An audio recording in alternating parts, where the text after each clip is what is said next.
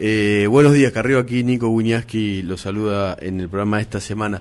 ¿Estuvo escuchando los audios que pasamos recién? No. Ah, bueno, son audios de Timerman hablando con la comunidad judía en privado, donde elogiaba la investigación de Nisman y prometía una serie de cosas sobre el pacto con Irán que finalmente no fueron incluidas, ¿no? Claro, lo que pasa es que, bueno, el pacto con Irán significó también un pacto de caída de la causa y también de segura abandono del fiscal que llevaba a cabo. Cuando un Estado denuncia a otro por Estado terrorista, fue una decisión de Estado tomada por Kirchner y también fue una decisión del fiscal de la causa. Claro. E incluso más del juez, que después se da vuelta, ¿no? Canicoba Corral. Estas decisiones de Estado, cuando el Estado pacta otra cosa, es decir, pacta la impunidad, a cambio de, obviamente, vía tercerización de Venezuela, petróleo, dinero, desarrollo de aguas pesadas, violando el Tratado de No Proliferación, el fiscal no solo que pierde la posibilidad de avanzar en la causa, digamos, queda solo, sino que crece la posibilidad de que sea eliminado. Claro. Carrió, le invitamos a escuchar un audio más que trajo Daniel Santoro de Timerman en la intimidad con la comunidad judía, diciendo la verdad que era lo contrario a lo que decía en público. Ah, bueno. A ver. Movámonos, avancemos un poco, un paso. O sea, por eso me importaba mucho. La comisión no tiene nada que ver con la justicia. La justicia hace por un lado, la comisión va por el otro lado. O sea, eso que quiero que quede claro. También dice ignorar todo lo actuado por la justicia argentina y reemplazarlo. Eso no es verdad. No es verdad. Eso es lo que yo quiero que aclares también. Porque la justicia no se ignora nada, al revés. Avalamos y apoyamos e impulsamos lo actuado por Nisman. Como ningún otro gobierno impulsó una investigación. ¿Vos te acordás de Galeano? ¿Te acordás de Beraja? ¿Te acordás de Corach? ¿Te acordás de Menem? Acá tengo hoy un diputado. Ahí está el verdadero Timerman. En los audios anteriores decía que avalaba la seriedad con la que había actuado Nisman, ¿no? Obviamente después no fue lo que dijo públicamente. Y es obvio, porque cuando se plantea el pacto, ¿no?, que se lo lleva al Congreso, yo recuerdo haberle dicho a Héctor claramente: me entregaste a la comunidad judía y entregaste al pueblo argentino. Y él no tuvo respuesta, porque esta es la verdad, ¿no? Es la verdad de un hombre a quien yo quise, pero cuya obsecuencia llegó a límites jamás pensados, ¿no? Porque además hay que pensar que ese pacto que se firma el día del Holocausto. Sí. Y se firma con un régimen que no es el del actual presidente, sino el de Irán, que es mucho más moderado, sino que se firma con el anterior, claramente antijudío. Sí, que negaba el Holocausto, ¿no? El régimen de Ahmadinejad. Timerman, creo, niega su propia historia, ¿no? Ahora esto plantea la inconstitucionalidad. También es cierto que hay que decir que nos costó mucho que las entidades de la comunidad entiendan que la vía era la inconstitucionalidad. Yo recuerdo que entre los dictámenes, si ustedes los leen, el único dictamen que plantea la nulidad por inconstitucionalidad es el nuestro, y me parece que esa era la vía correcta, que finalmente fue la que triunfó, porque afectaba y violaba el derecho a la verdad y el derecho a la verdad de las víctimas y de los parientes de las víctimas. El tema es que todo el año pasado estuvo cruzado por el intento de Cristina de legitimar este pacto. Claro. Ahora, ¿por qué tanto interés? Muy bien, porque detrás está la triangulación con Venezuela. La triangulación con Venezuela supuso, y esto hay que decirlo con todas las letras, negocios de petróleo vía Venezuela, pero los barcos que llevaban a Argentina era Irán, dinero, y también, obviamente, la ayuda a través de recursos humanos argentinos para el desarrollo de agua pesada, plutonio, bomba atómica. Diputada, buenos días. Daniel Santoro le habla. Buen día. Al presidente Macri ayer levantó el secreto sobre toda documentación relacionada con Nisman y el pacto con Irán, tanto en la AFI como en las Fuerzas Armadas, las Cancillerías.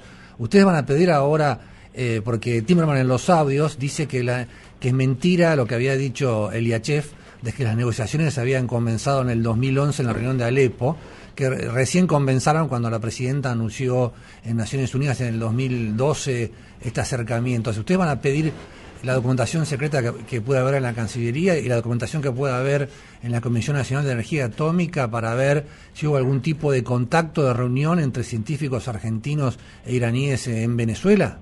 Sí, sobre todo porque esto está clarísimo que en Venezuela lo hubo. Así que eso incluso es documentación oficial, habrá que pedir también la confidencial, pero la triangulación en materia técnica y en materia nuclear, por supuesto que decía con fines pacíficos, con Venezuela está clarísima. Así que toda parte de esa documentación es pública, parte es secreta, pero bueno, lo cierto es que la presidenta violó el Tratado de No Proliferación. Y esta es la mayor preocupación de la presidenta, que un país, que una nación como la Argentina haya violado el Tratado de No Proliferación. Y la desesperación quizás sea, no solo por eso, sino también por el negocio de petróleo, dinero y granos que había detrás. O sea que de debido. Sí, podría complicarla judicialmente. Obviamente, tendría que, internacionalmente también, ¿no? Claro. Por eso es muy importante la política de Estado muy clara que tenga este gobierno, porque lo que no se puede continuar es con una política de Estado zigzagueante. Ahora ustedes van a entender por qué Obama se saca los auriculares cada vez que habla Cristina. Claro, en las reuniones internacionales últimamente pasaba eso. Carrió, soy Miki Balbiani, buen día. Sabe que acá todavía estamos conmocionados por el trastorno, no sabemos si es un trastorno de identidad que tiene Timerman. ¿Cómo puede ser que en un momento habla de Timerman, habla de Nisman, Timerman dice que es el enemigo público número 1 de la patria, y en otro momento, lo que escuchábamos recién, que lo avalan, que lo apoyan, que es prácticamente Superman? Ahora, lo que le quería preguntar, para usted, ¿cuál es el verdadero Timerman? ¿El que lo denosta a Nisman o el que lo apoyaba y lo avalaba? El que puede estar en los dos lados. O sea, también podría, ahora si le dicen otra cosa, lo haría, digamos. Así es. Carriola, le cambiamos de tema porque hay muchísimos temas de actualidad. Ha denunciado por manejos irregulares de fondo nada más ni nada menos que al presidente de la Corte Suprema, Lorenzetti. ¿Nos puede contar un poco eso? Bueno, básicamente hay muchísimos dictámenes internos de comisiones técnicas, del cuerpo técnico. Hay también de comisiones internas de esta comisión que se llama de financiamiento, donde se habla de cartelización, de sobreprecios, de violación a la ley de contrataciones.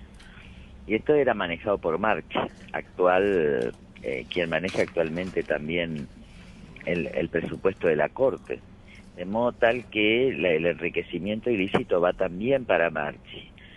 Hay actuaciones de la FIP que pudieron responder a algún tipo de motivación política en su momento, pero que no deja de que los hechos sean ciertos, en el sentido de que habría escondido y no declarado, por lo menos a la FIP, un monto de $2 millones en el Credit Suisse.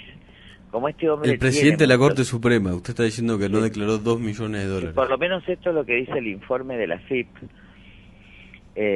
Incluso más, Marchi va y presiona, hay una documentación donde a un funcionario de planta va y presiona para que saquen el caso, y esto queda constancia en un acta sobre la presión de Marchi, sobre la presión de Lorenzetti. ¿Se acuerdan que en ese momento Lorenzetti dice que es una persecución? No decía que avancen sobre sus hijos, porque en realidad son sus hijos, sus principales testaferros. Hay dictámenes incluso de un ingeniero, creo que es Cubría, donde se habla de la cartelización de las obras públicas. Hay que analizar cuáles son esas empresas. En una de esas empresas incluso estaría Zanini. O sea que Lorenzetti podría ser de alguna manera socio de Carlos Zanini, el ex secretario legal y técnico. Siempre lo fue. Ustedes recuerden que cuando se hizo la reforma del Consejo de la Magistratura, lo que hicieron Zanini y él fue modificar la ley para que la caja le quede a Lorenzetti, el dinero, digo, y la inversión, a cambio de que Lorenzetti saque una ley a favor de la ley de constitucionalidad de los medios. En ese momento yo dije en el Congreso que se había gestado un pacto espurio. Sí. Reconozco que tampoco estaban los demás partidos. Y 4 meses después fue efectivamente así. Sin que los demás, incluso él integraba la mayoría que iba a declarar la constitucionalidad de la ley de medios, a tal punto que Fait y que otros jueces de la Corte, sobre todo también el de Córdoba, se enteran en ese momento Maqueda se enteran en ese momento del cambio de posición. Esto fue acordado por Zanini, de modo tal que no es la primera vez que yo pido, en este caso, la investigación es por enriquecimiento ilícito. Hubo otras causas, hubo otras irregularidades. En esto no tiene nada que ver con el gobierno. Me parece que no puede ser presidente de la Corte quien negocia, quien extorsiona, quien pide cargos. Por ejemplo, en este momento está pidiendo cargos para personas sospechadas de delitos en distintos lugares de la FIP. Entonces me parece que más allá de sus apariencias... ¿Cómo que está pidiendo cargos? ¿Quién y para qué funciones? ¿No? Porque lo que está diciendo es para directores, para que sean directores regionales o de Rafaela. Creo que alguien fue a Entre Ríos, porque él comanda Rafaela casi en una manera como Kirchner comandaba el país. Su ciudad natal, estamos hablando de la ciudad natal de Rafaela. Esto cualquier periodista puede ir, lo que pasa es que se silencia porque la mayoría de los empresarios de los medios tienen causas ante la Corte y le temen, pero esta es la verdad. También recuerdan tantos años que me dijeron que tenía los patitos desalineados porque decía que el señor Aníbal Fernández le dijo eso. Era autor intelectual de los crímenes y sobre todo del general Rodríguez, y esto es absolutamente cierto. Entonces a lo mejor tardará más tiempo por la cobardía de muchos, pero esto es todo documentación oficial. Ustedes tendrían que pedir al Consejo de la Magistratura. Hay dictámenes terribles contra lo actuado por esa comisión. Empresas amigas, empresas constituidas a soles de servicio. ¿Hola? Sí, la estamos escuchando. E incluso más fondos depositados en el extranjero. Es más, el departamento que él habita está en Delargue, la sociedad, que a su vez le alquila a él, pero que pareciera que en su origen es de él y de Marchi. Entonces, esto está en documentación oficial. ¿Qué hace un funcionario público? No es que yo investigue, esto está en documentos oficiales, dentro del Consejo de la Magistratura, en los equipos técnicos y también en la FIP. Lo que hay que hacer como corresponde, y este es un compromiso asumido por Todos Cambiemos, es luchar contra la corrupción allí donde se encuentre. Es más, Macri dijo, hay que lucharla contra la corrupción aunque sean nuestros. Y este es el acuerdo que nosotros firmamos. Claro. También quiero aclarar que Macri en ningún momento se enteró de esto, porque esta es una estrategia que yo mantengo en el tiempo y que cuando alguien me habló o me sugirieron bajar el tono contra Lorenzetti, porque Lorenzetti cree que yo puedo ser influenciable por alguien, cosa que ya mis padres entendieron a los 2 años que yo no iba a ser influenciable a los por 2, nadie. muy temprano. Claro, que no tenía teléfono que me llame, pero es una responsabilidad exclusiva y un deber mío como funcionaria pública. Yo no tenía todos estos documentos, pero cuando tengo estos documentos, mi deber, porque si no entra en delito penal de omisión de denuncia, es ponerlo en conocimiento de la justicia. Y este señor se enoja por los documentos oficiales. Claro. ¿No? Carrió, nos queda poco tiempo. Sí. No, pero me queda poco tiempo, pero quisiera decir una cosa. Dígala. Acá hay un caso de discriminación feroz que tiene que ver con ni una menos de calificativos contra una mujer. Yo estoy hablando de documentos. Yo no dije nunca que nadie era pelado, que era feo, que era gordo. ¿Pero y quién la descalificó por ser ser mujer? No, pero estas categorías, acaba de decir el señor Bonfatti, que yo estoy desquiciada. Ah, sí, el gobernador de Santa Fe. Bueno, a mí me parece que el periodismo debería reaccionar, porque después los hombres le dicen desquiciada a las mujeres y las matan. Sí. Contemos por qué, ¿no, Carrió? Usted dice que los 3 prófugos de Alvear fueron encontrados el sábado Y que Bueno, dos de ellos los liberaron en realidad el domingo, ¿no? Y en realidad está la prueba del WhatsApp. Yo lo que presenté es la prueba del WhatsApp. ¿Qué WhatsApp? Están detenidos. Nosotros tenemos un grupo de WhatsApp, pero yo no estoy porque se imaginan que tecnológicamente soy nula, tengo otras redes. Y saben ustedes que mi teléfono es tan viejo como el mundo. Pero en una red que se llama Yo Voto a Lilita, alguien, uno de nuestros militantes que está en la zona, cuando otros dicen, bueno, no están los otros dos, no, dice, detuvieron a la Nata, pero los otros dos están detenidos en la Rosera. Lo que pasa es que no se puede decir nada. Esto fue un WhatsApp del sábado a las 4 de la tarde, donde justamente se tildaba de mentirosa la conferencia de prensa, donde decía que solo había estado Martín Lanata. Y cuando uno conoce Callastá y El Besia, porque el problema de muchos es que no conocen esto, y conocen la Ruta 1, sabe que es imposible que recién estuvieran en la Rosera el día lunes. Es imposible, porque yo les diría que hay 10 personas y 18.000 gatos en esa zona.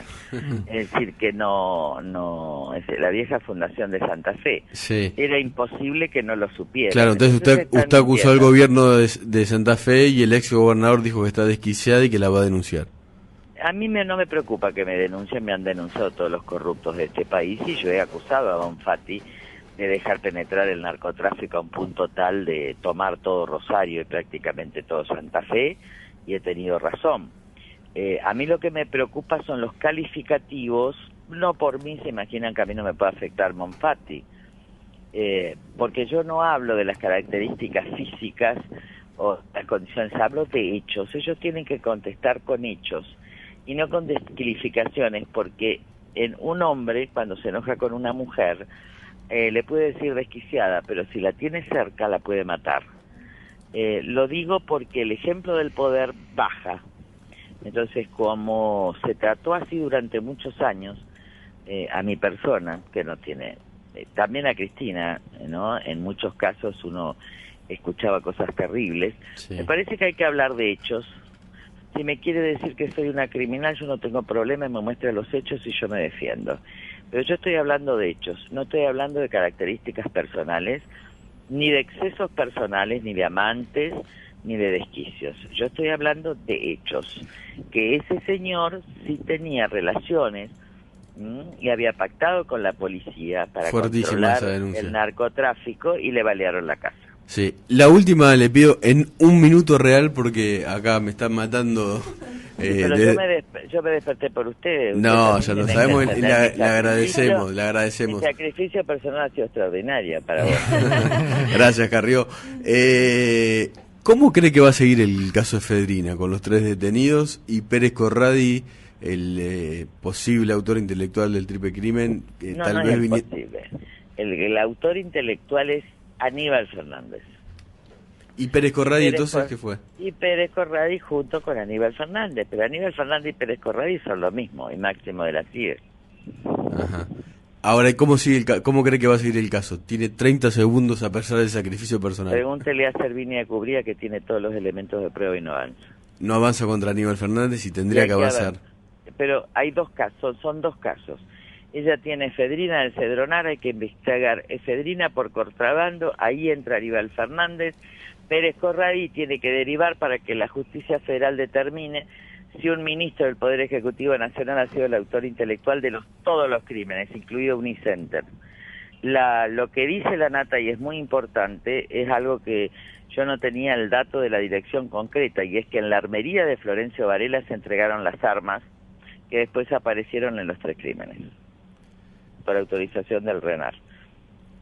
Le agradecemos muchísimo, Carrió, el sacrificio de haberse levantado por nosotros. Creo que valió la pena. Bueno, muy bien. Feliz año. Feliz año, gracias. Bueno, ahí estaba Alicia Carrió.